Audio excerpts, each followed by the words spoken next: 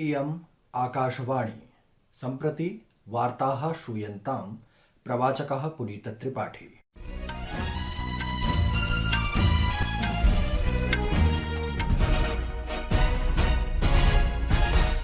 आदौ मुख्यवार्ताः। गृहमन्त्री अमित शाहः गुजरात राज्यस्य गान्धीनगरे कलोले भारतस्य प्रथम तरल nano D ammonia phosphate DAP संयन्त्रस्य उद्घाटनम् अकरोत्।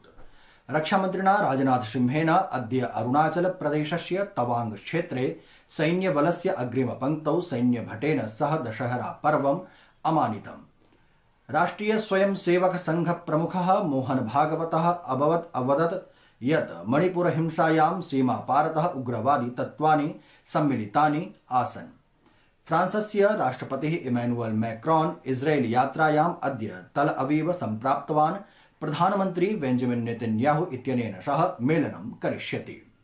अपि च चीनस्य हांगझौ इत्यत्र एशियाई पैरा क्रीडायां भारतेन अधुना यावत् 10 स्वर्णं 12 रजतं 13 कांस्य पदकैः समेत्य 35 पदकानि विजितानि। अथ वार्ताः विस्तरेण।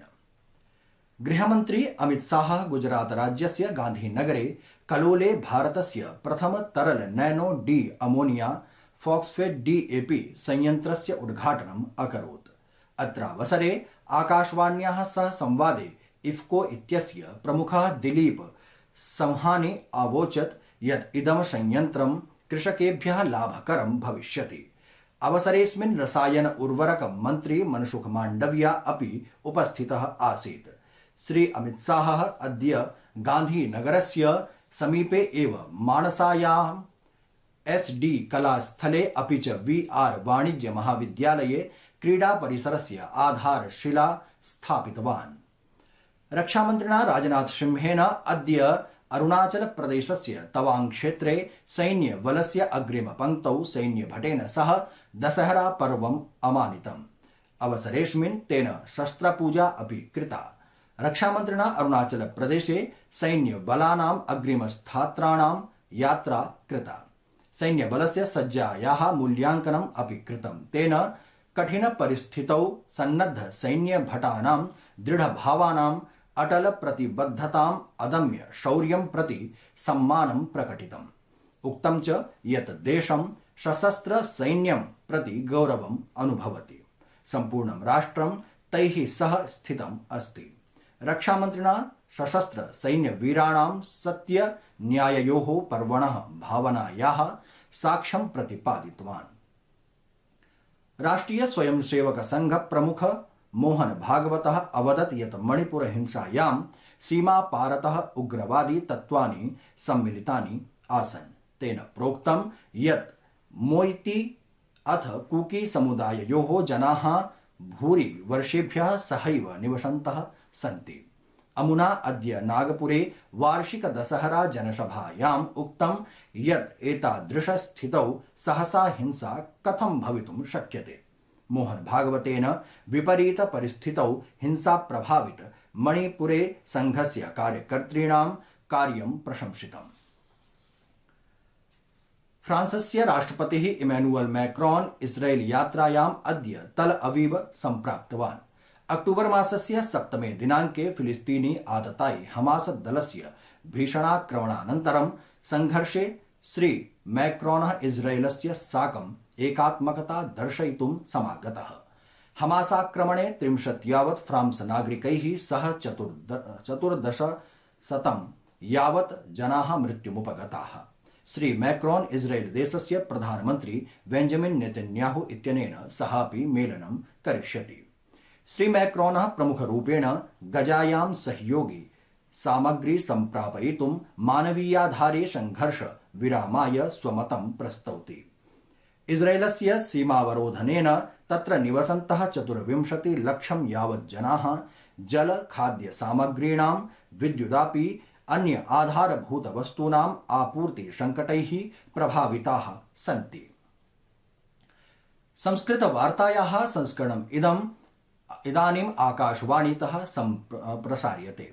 सममेव अयं कार्यक्रमः आकाशवाण्याः अन्तर्जालपटले www.newsonair.com इत्यत्र अथ न्यूज ऑन AIR चलदूरभाषीय तन्त्रांशे अपि उपलब्धो भविष्यति। राष्ट्रम् अद्य विजयदशमी पर्व महतोल्लासेन आमानयति। अत्रावसरे राष्ट्रपतिः द्रौपदी मुर्मू, उपराष्ट्रपतिः जगदीप धनखडः, प्रधानमन्त्री नरेन्द्र मोदी च देशवासिभ्यः शुभकामनाः प्रदत्तवन्तः। निज सन्देशे राष्ट्रपतिः देशस्य समृद्धेभ्यः वञ्चितेभ्यः च जनेभ्यः परस्परं सुखपूर्वकं सौहार्दपूर्वं च निवसतुम् अध्यर्थितवती। BRO इति सीमपरिवहन संघटनेन सिक्किमे समाह्वान पूर्ण परिस्थितौ महत्वपूर्ण संपर्क मार्गः पुनरुद्घाट्य पुनरेकदा स्वीय अभूतपूर्व प्रतिबद्धता प्रदर्शिता।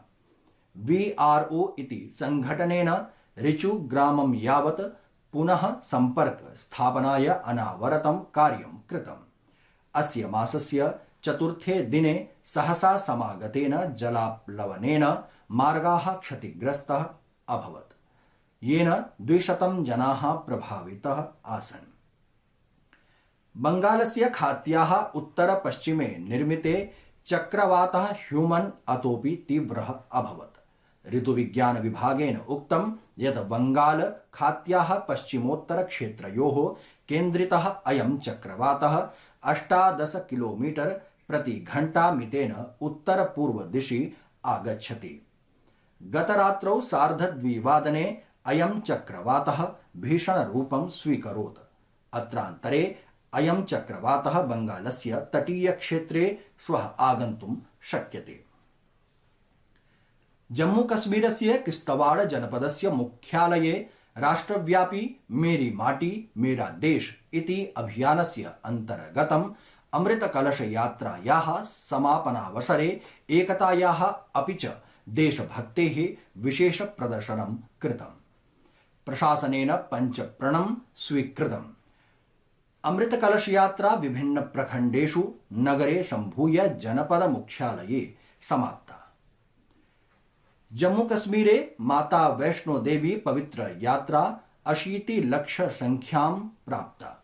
अस्माकम् आकाशवाण्याः जम्मू स्थितेन वार्ताहरेण संसूचितं यत् अस्मिन् वर्षे यात्रिणां संख्या 10 वर्षानन्तरं 10 लक्षमिता भवितुं शक्यते।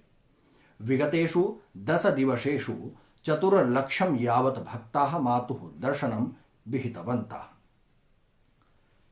चीनस्य हांगझौ इत्यत्र एशियाई पैरा क्रीडायां भारतेन अधुना यावत् 10 स्वर्णं, 12 रजतं, 13 कांस्य पदकैः समेत्य 35 पदकानि विजितानि।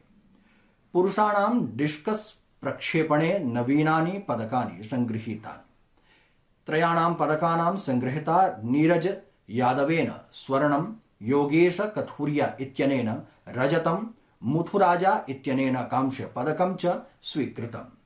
अशोकेन पुरुषाणां 65 किलोग्राम भारोत्तोलन प्रतिस्पर्धायां कांस्य पदकं विजितम्। सरथ मकनहल्ली शंकरप्पा इत्यनेन पुरुषाणां 5000 परिमितं यावत् T13 स्पर्धायां स्वर्णपदकं प्राप्तम्।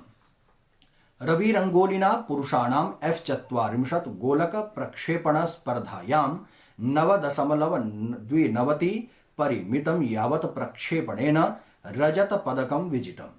रुद्रांश खण्डेलवालेन पुरुषाणां 10 परिमितं एयर पिस्टल SH1 स्पर्धायां रजत पदकं, मनीष नरवालेन अस्मिन् एव स्पर्धायां कांस्य पदकं स्वीकृतम्। संस्कृतवार्तायाः संस्करणम् इदानीम् आकाशवाण्याः अन्तर्जालपटले अपि च चलदूरभाषीय तन्त्रांशे अपि प्रसार्यते। इति वार्ताः।